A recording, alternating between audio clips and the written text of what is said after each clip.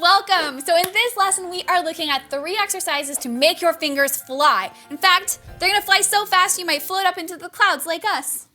And if you can tell me which composer is floating on these beautiful balloons here, that'll be really cool. You can comment below with your guesses. All right, so let's dive in.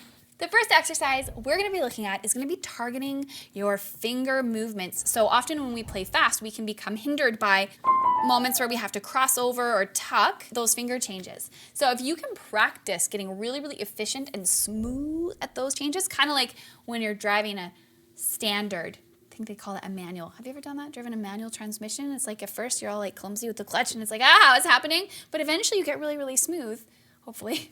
And you wouldn't even notice. Your passengers don't notice those shift points. Same thing with your fingering when you are trying to develop speed. The way I want you to practice this is by playing a descending scale. Now I'm going to begin with C major. I know. But we're doing this because learning the finger patterns for a 2-octave scale is challenging without throwing in other, keys to make it even more challenging. So you can translate this anywhere you like. But for now, what I want you to do is place your 5 finger way up high on C, and then you're going to descend just a normal scale.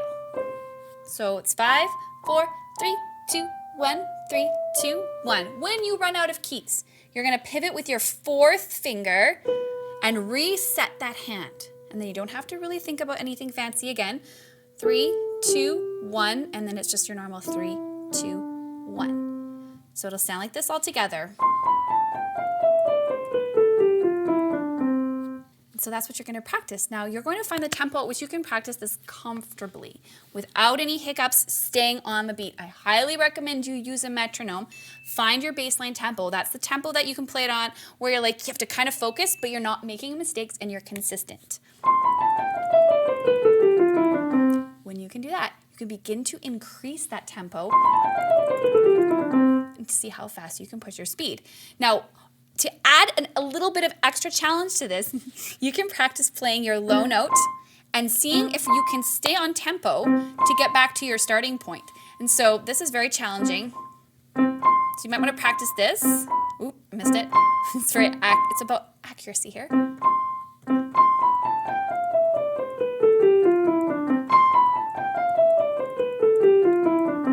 So you will develop not only speed, but accuracy and precision if you work on it that way. But like I said, it's very challenging, so it's up to you. Definitely don't neglect your left hand with these exercises. Let's quickly look at the finger pattern before we move on to our next exercise. So you could start at middle C, and you're going to be descending. So 1, 2, 3, tuck. 1, 2, 3, 4. Now don't play with your 5 finger here because then you're out of fingers. You're going to tuck at that point. 1, 2, 3, 1, 2, 3, 4, 5.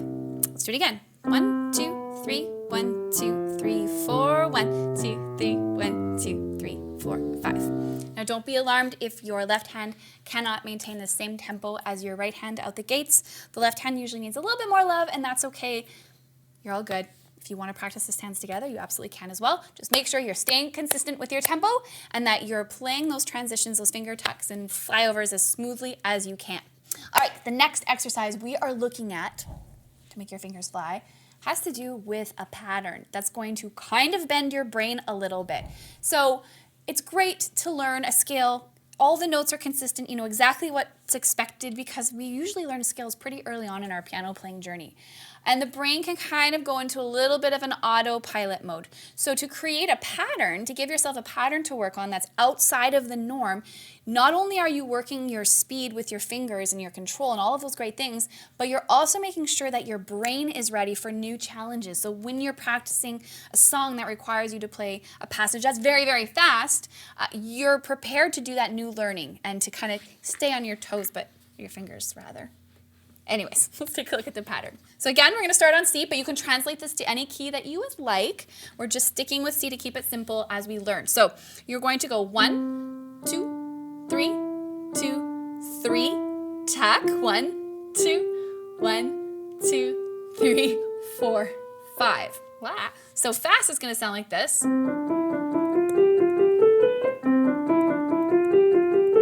And you can just spend a few minutes playing that pattern over and over. It's challenging to play though because not only are we doing back and forth, we're implementing a thumb tuck as well. So I'm going to do that slowly again and I will call out the note names this time. So C, D, E,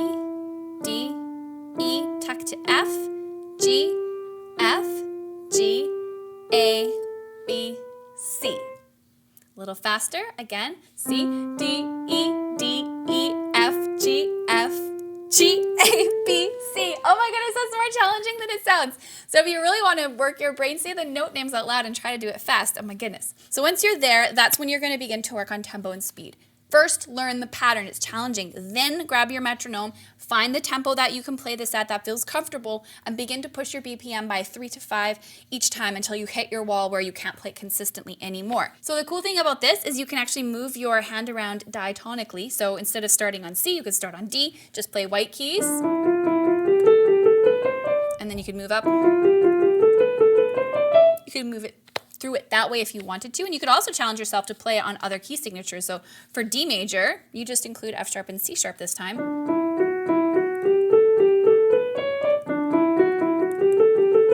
And gradually build your speed. Don't forget your left hand. So let's take a quick look at that one.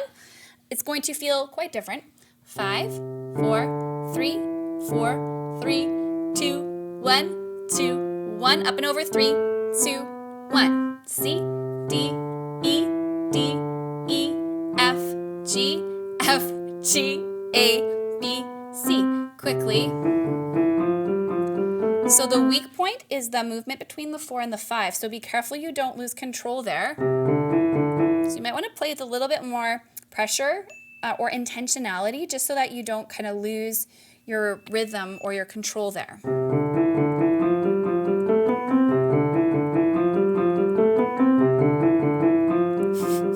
See, I kind of lost my tempo on the last one because I wasn't staying super focused. This exercise will require you to be very focused. Use the metronome when you're ready after you've learned the pattern, and then have fun with it. All right, our final exercise uses chords, and this is a really fun chord movement. You're going to hear it. It might sound very familiar to you. We're going to be moving from a 1 chord to an inverted 4 chord. Don't worry, I'll tell you exactly what to play. Back to 1. And then to what we call a 5-7 or a dominant 7 chord. Oftentimes you'll hear songs end like, it's kind of what we're playing with here, but these movements are so close together that they create such a perfect template for a speed exercise. Now, instead of targeting these little finger movements, we're actually working more on getting into the shape and then using our wrist a little bit to rotate and give us the advantage of speed. So it's a different feel in this exercise. So what I'd like you to do is play a C chord, which is C, E, G. Then I want you to play an F chord in second inversion. So that just means to play C, F, A. Then we're going to come back to our root position C, which is like our home base. Then we're going to drop our thumb to B, and we're going to keep our 5 finger here. We're going to play B, F, G. So one more time, C, E, G, C, F, A, C, E, G, B, F, G. Now once you have it, you're going to work on speed.